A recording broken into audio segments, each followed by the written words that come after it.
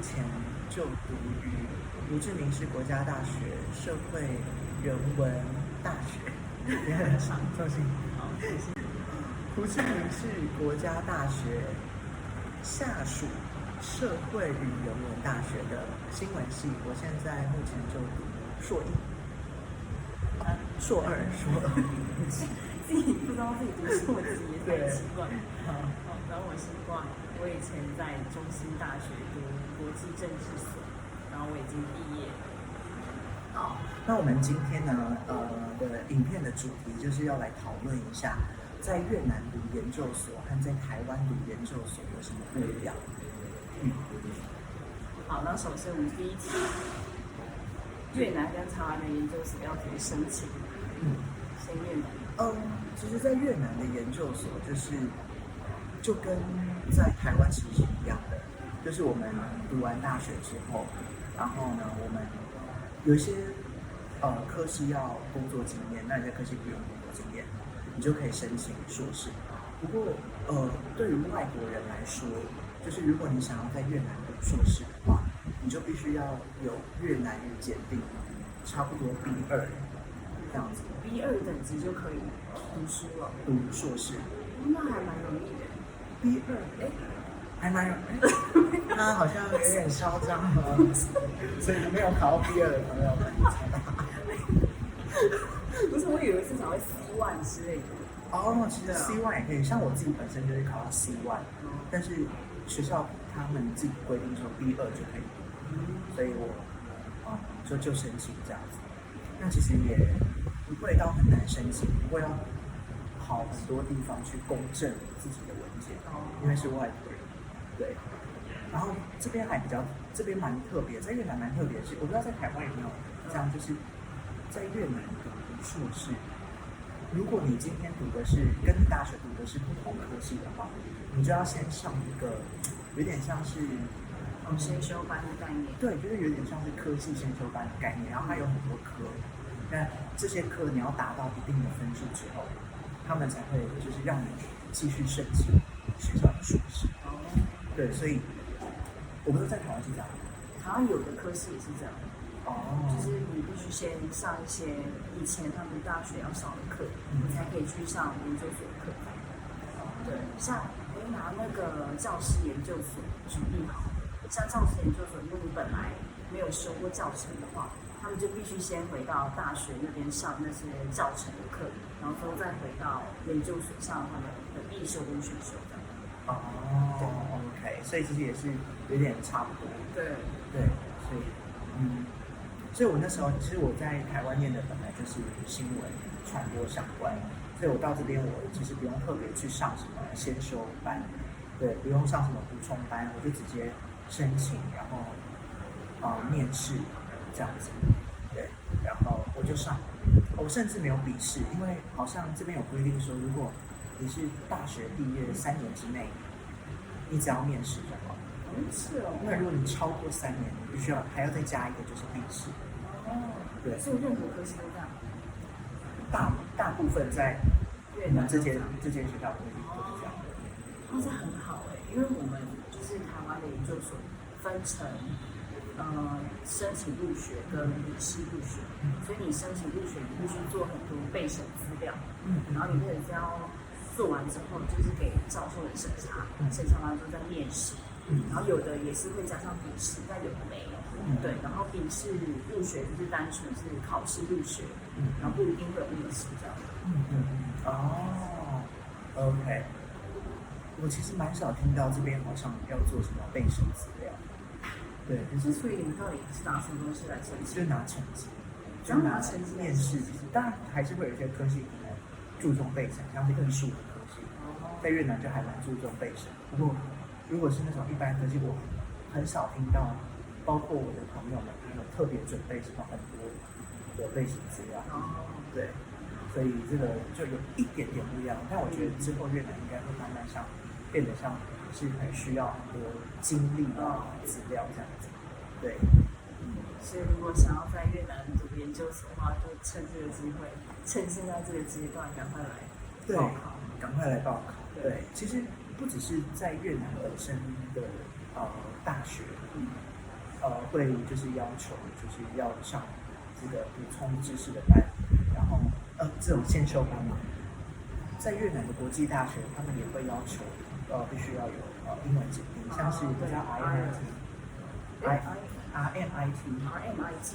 然后我是那个澳洲大学，澳洲墨尔本理工科技大学，然后它在越南第7就有一个分校，然后它也是要求你要有雅思，然后它目前RMIT 它的硕士就是有3个科系，然后都是经营管理相关的，然后他们也会要求就是你必须要先读这个先修班，然后还有你要雅思好像要7分吧，7分，对，要7分你才可以去，好像6分还是7分样子，不过好像6还是7，然后才可以申请读硕士。因为我听说它好像是，如果是大学部的部分嘛，就是2年在越南，2年在澳洲。对，2年可是可以选择，也有一些同学是4年在越南，对，然后他们有就是有就是不一样的学程让学生去选择，对，所以这还蛮特别的。对。好，接下来第2个问题是要先选教授吗？好像在台湾都是要先选教授，也是看科系，但是在越南还蛮特别的，就是越南的这个硕士的指导教授是那个每个大学都会有一个就是关于就是有一个硕士部门然后通常教授都是硕士部门的办公室帮你指定，对，你不可以自己选。那他要怎么知道我适合什么教授？所以他到时候会看你的研究主题，适合什么样的指导教授。所以我那时候我其实，在 Dcard 看到蛮多，就是台湾大学说要先选教授什么的，对。但是在越南好像我就没有经历过这件事情，就是也不用特别找，也不用特别知道说系上的教授有谁，就是等学校的安排，等我们提出我们就是硕士论文的大纲对计划，然后学校会再帮我们处理。所以其实你们也是要写论文大纲跟写论文这样。对，OK， 对，就是要写论文，对，然后差不多就是在第2个学期的上学期就会开始，越南语如果翻成中文的话会叫做保护论文，对，就是有点像是，我不知道中文要怎么，就是中文那个要怎么讲？叫论文计划书。对，我们那个过程会叫做保护论文，就是你们就是我们会提出论文的计划，对不对？然后要保护它，对，就是要有点像是为它变，对，这样很特别，超特别。因为就像我说，我们台湾就是教授是看科系，就是看有人需要先选这样，然后先选的话，就是代表你马上就要做这个主题了，所以你就是必须找每个教授的专业是什么，然后就直接在入学前就要先跟他谈好。然后有的科系，像我自己本身读国际政治的话，我们是先上完课，就是上了差不多半年的课之后，你可能下学期就会先对你的论文有一个初步的想法，然后你再针对这个想法去跟教授们谈，然后看哪个教授就是跟你的比率啊，或者是主题相关性比较吻合的，你就可以去跟他讨论说，你能不能选他当指导教授。那所以如果没有找到适合的指导教授，就不能读，就不能你不管怎样，你就一定得找到一个，不然你就没办法毕业啦，因为你要写论文。对啊。或者是变成是你自己想要做，变成是你要去跟你的教授是吻合的，就变成你配合教授，不是教授来配合你这样。对，这个还蛮特别的，所以这个都是，所以论文的主题在台湾其实基本上都是要先想好先准备。对。因为在越南就是可以第1学期过后再开始慢慢构思自己的主题是什么。对，所以这个是比较有点像是过程的，比较循序渐进的，就是从一开始硕一我们会学的就是可能理论，就是再深入的理论，然后从这些当中学到什么，然后后再去做你想要的那个主题。对，所以对。但我觉得也是看科系啦，因为像我们国际政治，就也是你读了一段历程之后，你再开始发想说，你跟什么东西是比较有那种共感的，就是你觉得你这个主题可以拿来做啊，什么什么的。对，所以其实这个地方就是看科系也跟你们蛮像。OK， 好。第3个问题，申请进去后课程要怎么选？有没有必修和选修？其实，在越南每个科系也都有所谓的必修课，还有选修课。对，所以所以好像也跟台湾一样。不过其实我必须要就是说，就是我自己本身觉得越南在硕士的必修课的选择上面，其实我觉得没有像台湾这么多元。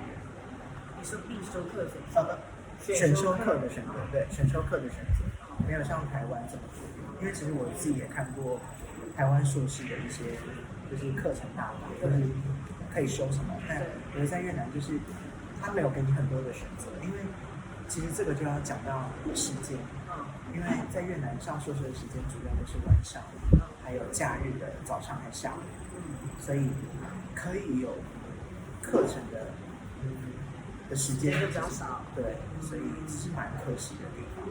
我觉得就是这样听你讲下来，其实我觉得越南的研究所比较像是台湾的硕专班，因为硕专班就是给那种就是已经在职场工作的人上，所以他们的课程通常也都是晚上或者是假日比较多。对，所以我觉得应该比较算是硕专班的概念。对，因为其实，在越南其实并没有很多人读硕士，不像台湾什么硕士街跑什么，对不对？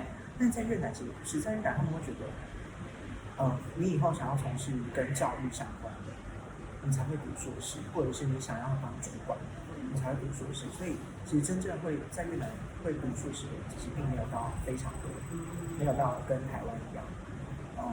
所以会读的人通常都是一些可能有一些在工作上已经算是有比较高位置的人，所以他们可以的时间也通常是晚上跟假日。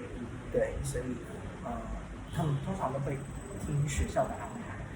对，所以硕士比较，我自己觉得在越南读硕士比较没有自主性，就是完全要听系办的安排，他们安排有什么我就上场。对，有点这种感觉。所以你的同学是普遍都是年纪比较大的，就是像你这种比较年轻的，就比较少。对，我是我们班里面最年轻的，还有一个跟我差不多年纪的，但对我现在我是97年，我已经算很年轻的。但是我有个问题就是你说大学毕业3年后就可以不用笔试，代表那些人进去你们班上都是笔试？对，他们都要笔试，所以那时候其实我们这一届蛮特别，也刷掉蛮多人的。是哦。对，所以能够考进来其实都还就是优秀，对，还蛮优秀的人。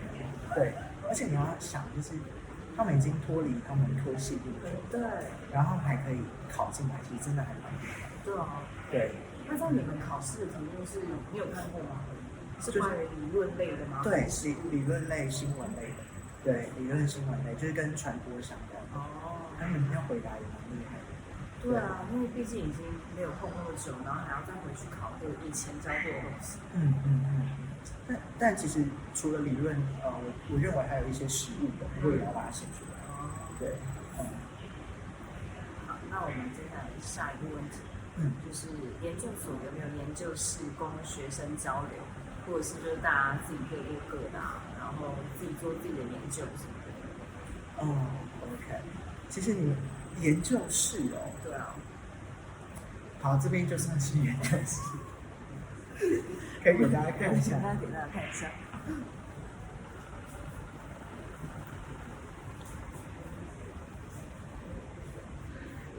其实这边比较没有什么研究室因为其实越南的大学不像台湾大学的空间这么大。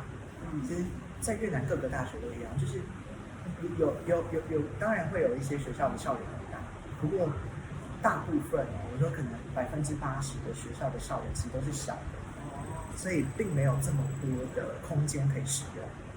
那么，这样，所以研究室对，那对啊，研究室，而且我其实觉得研究生至少在我们班研究生，应该大家算是各过各的。但如果有什么问题，会在群组上面交流。哦，对，所以还是有可以交流的时候。对，可以。那你们会约出去喝咖啡什么的吗？会喝酒，会喝咖啡啊，喝酒，但不会讨论作业。是到底约出去做什么？对，会聊天啊，就是会抱怨老师啊。对。那有讨论作业的部分？讨论作业的部分会在群组上做交流。但他出去就是会聊其他的。对，因为像台湾的，就是有很多系所都会有自己的研究室，然后还有自己的座位。所以我们真的自己的座位，对，专属的座位。对，但是也是看科系啊，因为我听说有的科系是没有自己的座位，就变成要抽签。但是像我的科系是每个人都有自己的一个座位，然后你进去研究室的时候，就大家都是自己做自己的研究啊、读书啊。可是如果你有想要跟就你同学讨论的话，你们两个就是也可以在研究室里面讨论这样。对，还有研究室。不过我们的系办的确是有几个小小的位置可以坐，不过都是要先申请。对，就是要先问过意见，但其实它的座位空间很大。对，所以也不会有人去申请。对，也不会有人去真的去那边读书还是什么。那你们读书都在哪里读书？在家或是在咖啡厅。越南很多咖啡厅，超多，对，但是很多都是往美风格的那种。对，所以东方我会去那个咖啡厅读书。那我们就可以讲说有没有毕业门槛？OK，在我们学校的毕业门槛，我不知道在台湾有没有这样子。不过我们班上的越南学生，他们有一个蛮特殊的毕业门槛，就是要有外语能力的。英文。对，英文。我们有。你们有？但是我们只是多译而已。多译。像是这边就有蛮多可以承认，像是校内办的检定，或是雅思，或是相关的英文检定能力证明，都是毕业的门槛。所以这个让我们班的一些越南同学蛮头痛，因为还要另外花时间去准备英文。对。那当初其实考进来，我记得也要英文，不过他的那个标准没有很高。因为其实，在越南还蛮注重那个，其实，在越南也是，就是大学也是，就是他们还蛮注重雅思。所以很多越南的大学生其实毕业就是要求雅思要7分，或是6.5分。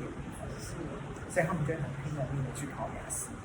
然后顺带一提，就是前阵子过年前，越南刚爆出一个非常大的雅思丑闻。就是有人就是在越南国内有人就是卖那个雅思的考评，然后呢被那个雅思官方逮个正着，所以就停办雅思考试。那为什么在雅思在越南这么的猖狂？就是因为泄题这么猖狂，就是因为太多学生需要通过雅思。对，所以他们就拼了命的要去考到，甚至我还看到有补习班卖说，7分的话，雅思7分的保证班，你要缴多少钱？就有这些题目。所以，在越南还蛮注重雅思。之后我们会另外录一集 podcast， 大家之后可以关注一下。对。但我突然想到一件事，就是，可是雅思它本身就有很多题目集啊，为什么它还要特别卖那个考试的题目？有一些是对，它其实蛮多。对啊。但是，所以我跟你讲，这边就特别厉害。应该找一次的机会来，我请一个雅思同事跟你分享。我不知道他们被抓去关。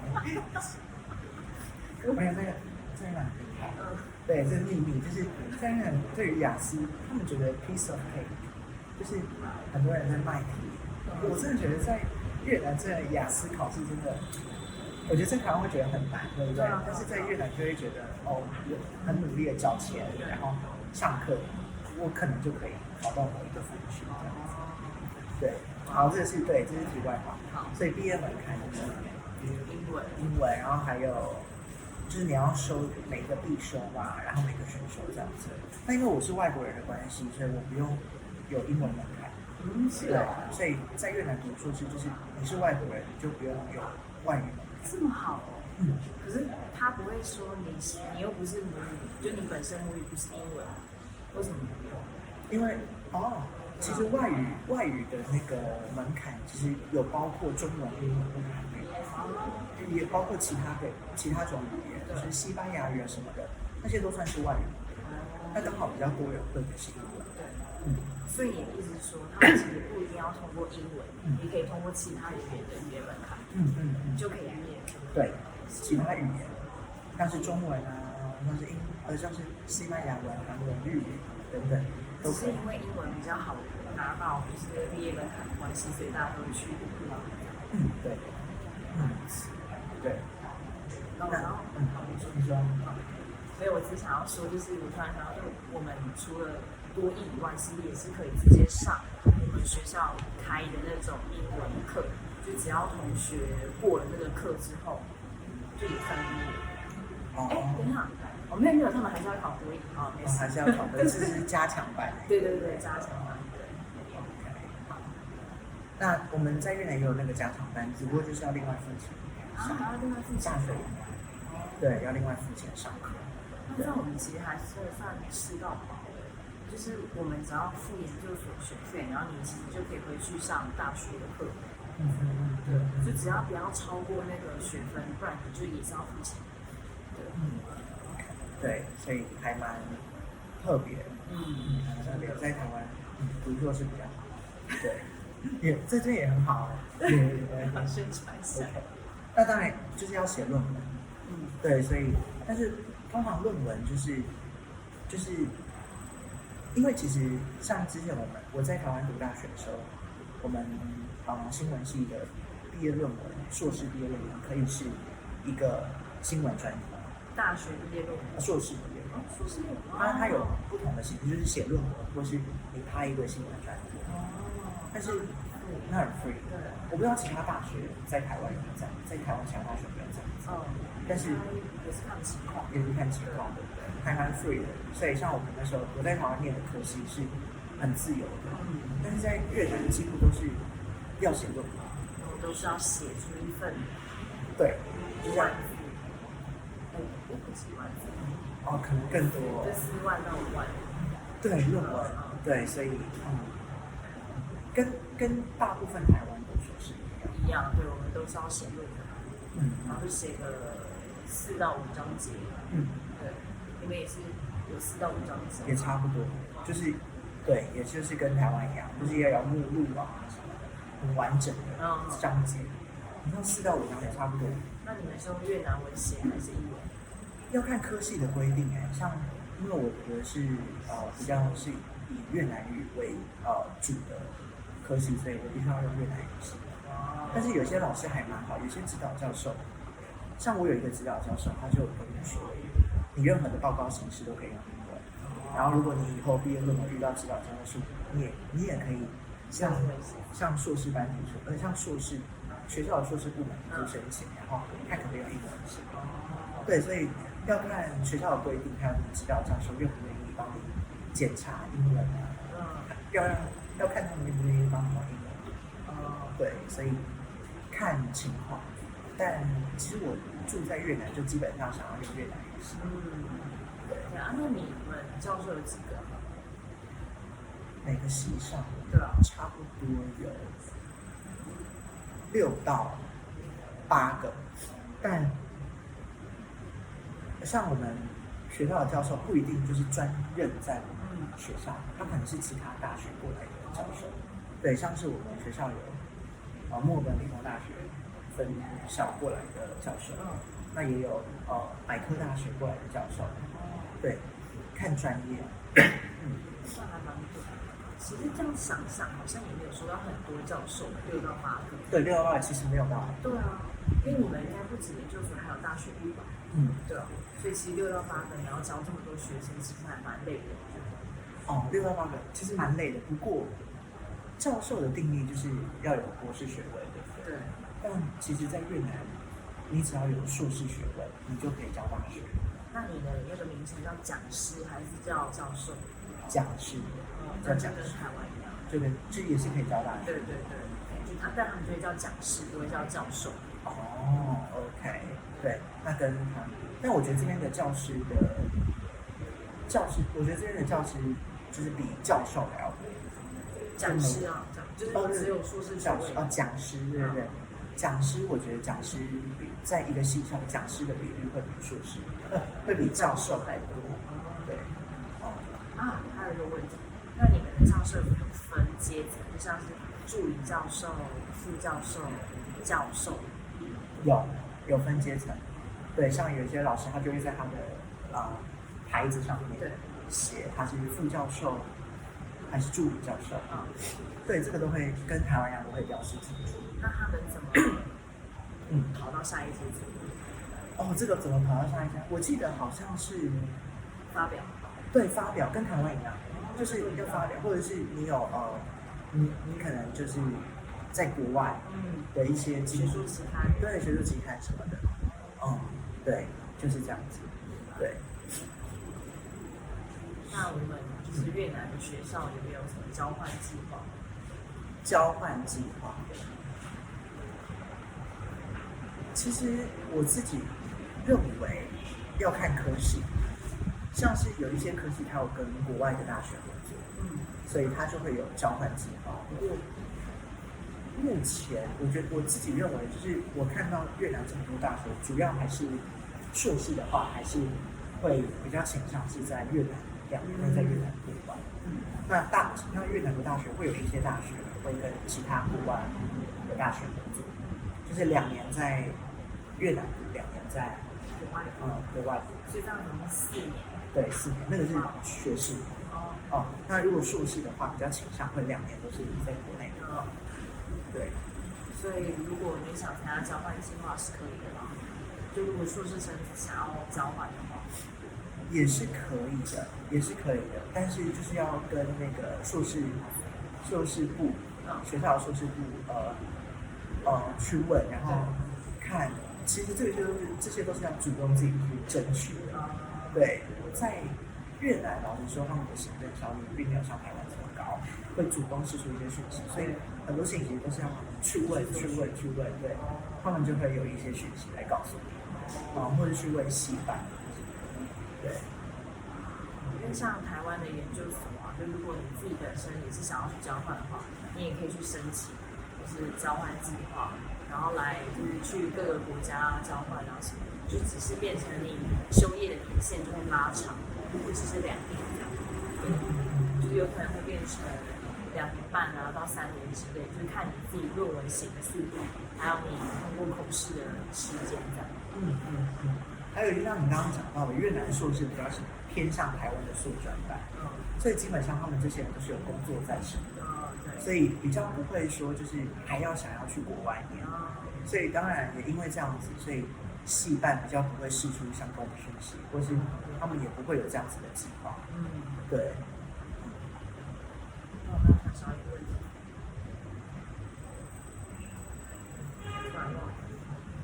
想起来了。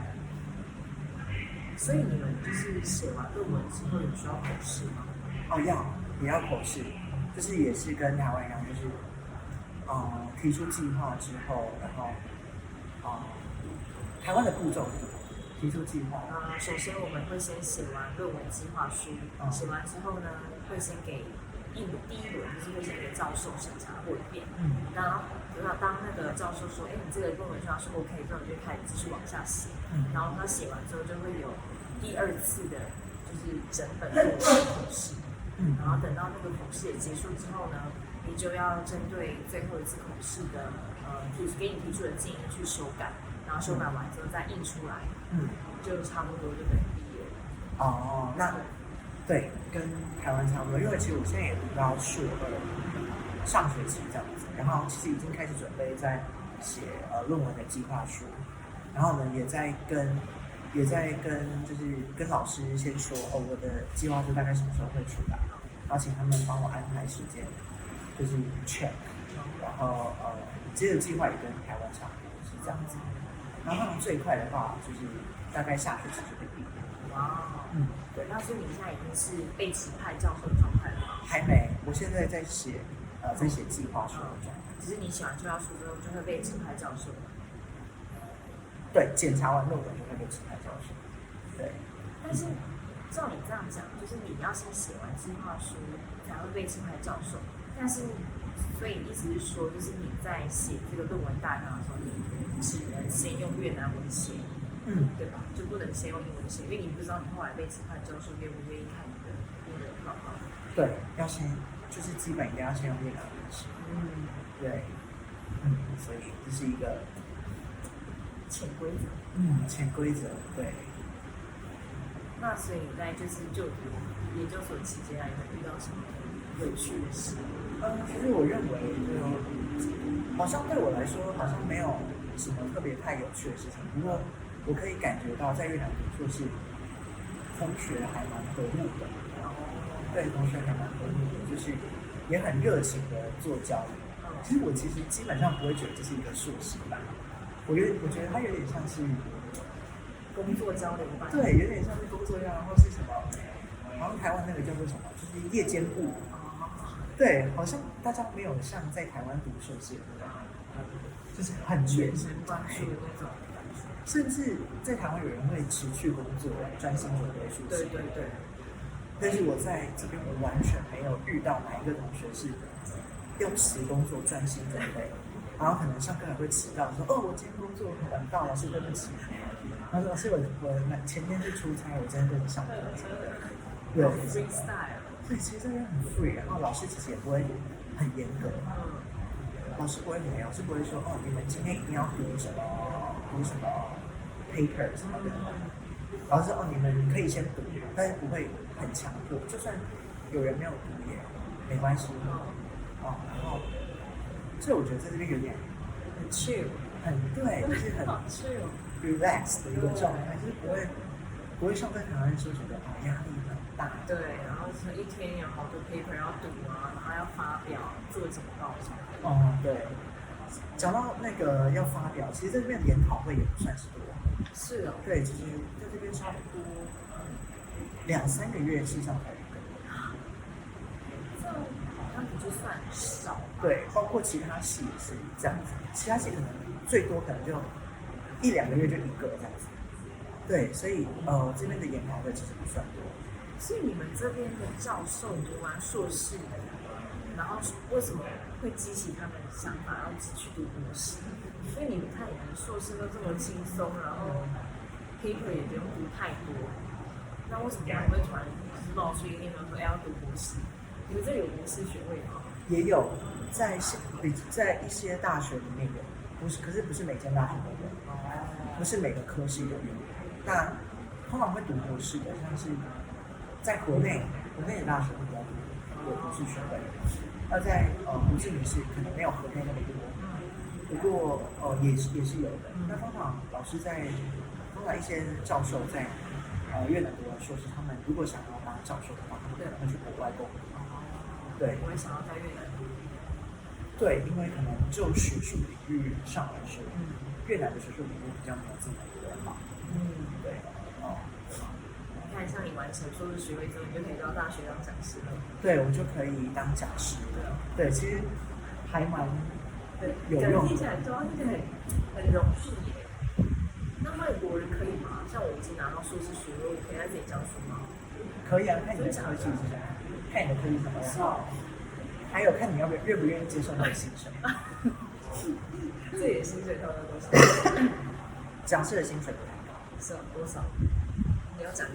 如果一开始我觉得大概800万，一个月800万越南盾，800万就是当局6个零，等同于差不多1万台币而已。对，1万多台币。其实在这边讲师的薪水不算高，对，他们很多都是需要再去另外兼职的，另外教课，所以这样才可以慢慢的签约。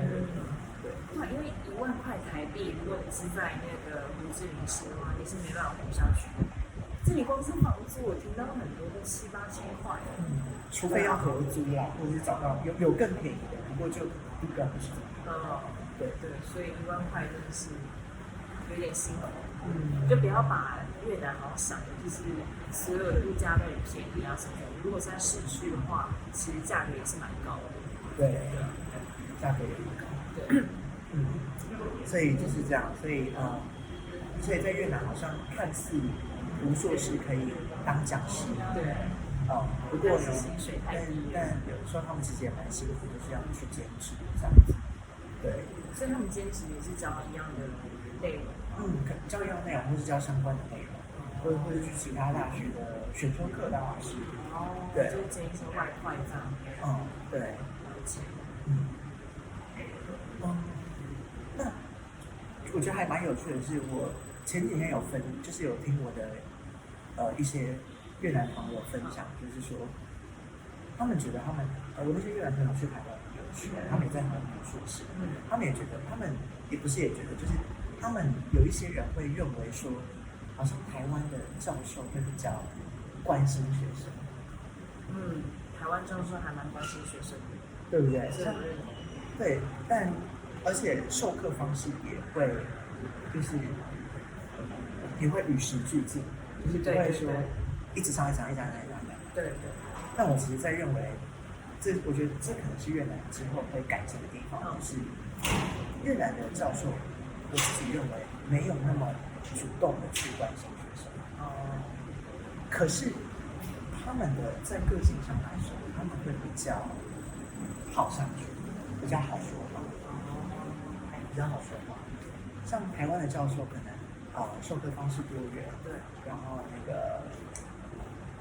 我刚刚说授课方式多元，还有就是会比较与时俱进。会比较与时俱进，然后还有就是关心学生，但是私底下找他们讲话，有些还蛮难说话的，对不对？就可能今天想作业想换一个模式去教，换一个模式去交作业等等，或是延迟交作业等等，这比较难说话。对，比较难说话。但是有的教授可能会就是只要走美式那一派，他可能就会多少通融一点。对，所以是因为你要看他们教授背景，但是普遍来讲，的确都是还蛮，就是希望你在那个时间点要教的话，就是你一定要教出来的。那我自己认为越南教授会比较好说话，就是老师，我们最近工作都很忙就是可不可以晚一点？拍谁？就是不好意思的。好啦，那就延一个礼拜。对，我就这样。还蛮好的，而且甚至过年，老师过年前应该让大家开开心心的准备迎接过年吧。那老师就很阿萨里的说，好，那不然我们的作业就过年后2个礼拜再交。就是我觉得越南的教授虽然有时候上课会让人觉得很保守，然后比较不会主动去关心学生，不过私底下蛮好说话的。但我不知道这样是好还是不好，不过这是比较不一样的地方。这个是很难说因为我觉得其实与时俱进的老师会比较好吧。对，因为他才可以就是就真的有在跟着这个时代走的感觉。因为他如果有跟着时代走，就代表他会持续的去改善他所想要讲的内容。因为讲到你现在就是新闻系嘛，那如果他也在讲以前的东西的话，那就跟现在的情况不符合啊，对吧？对，用新闻台上面来说好了，因为以前我们大家都看电视看新闻嘛，可是现在其实越来越多年轻人很少在看新闻，电视新闻，都是去 YouTube 看啊，或者是whatever， 就是 TikTok 之类的。对，所以如果他们没有办法与时俱进，说，现在大家的潮流在哪的话，他们可能就没办法给你就是更新的内容。对，应该说他们上课方式是偏保守的，就是可能就是一直讲，然后可能学生就是负责听，有点这种感觉，但偶尔会可以发问问题。对，不过我认为台湾的教授会比较希望我们去回答。对，就是会比较就是有互动，甚至在课堂上会有很及时的互动。对。但是我自己认为，我自己系上的教授，或者是有一些我越南朋友认为说，他们觉得越南教会有一点点保守这样子。对，而且我觉得越南的，应该说越南本身就是一个还蛮注重师道，而且很注重礼仪的一个国家，就是应该是说，就是所以我们每一堂课，可能这一门必修课结束，或这一门选修课结束，我们的班长都会用班费买花送给老师，就谢谢老师这个学期这张老对，我是这一门课，心哦，在台湾会上吗？不会啊，我没有买花过。也不会买，只有在毕业典礼的时候，可能有的学生会突然想说，哎，买个花送给老师，但是很少会是就是在一个学期结束之后突然买一束花说，哎，谢谢老师你的招牌，不会，因为这个对，通常班长会用班费，然后老师可能今天最后一堂课剩下10分钟，老师我有一个花要送给你，然后一起拍照，而且几乎是每一门课都这样，这是我觉得我没有办法习惯的地方，因为会觉得有必要吗？对，而且是每一堂课，对，无论是必修还是选修，然后是我说意思是每一堂课结束还是一学期？就是那一门课的哦，不是每一堂啦，每一堂一学期结束，对，一学期就是那一门课，那一门必修课的学期末，对，哇，好，就是好仪式感，很仪式感，所以我真的还是很不习惯，我就觉得，而且我有时候会觉得，你要送东西可以，但是你不用每次都送花吧，然后等人家回去拿去丢掉啊。没有吧？我真的觉得越南人其实还蛮喜欢买花的。对，他们卖花，但是对，然后可以把它插起来。可是可以送更实用。对啊，是没错。对，所以这是对我比较觉得有趣的事情。对，还有什么？像台湾就还蛮严肃的，不会有这种事情发生。对，不会。但是我们教师节也会写卡片哦。对，看情况，就是看那个班上的感情合不合适。就如果感情还不错的话，就可能大家就想说，哎，要一起买一个卡片写给老师。然后如果就没有人特别想要这个 idea 的话，就不会有人写。哦，对 ，OK，对。我不知道每个系上其实。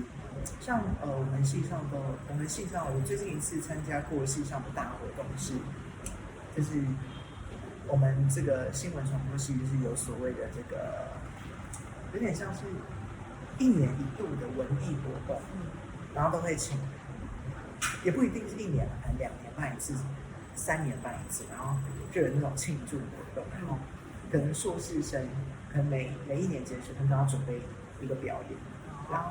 所以那时候就上台唱了几首歌，就跟学长姐一起唱越南语歌啊。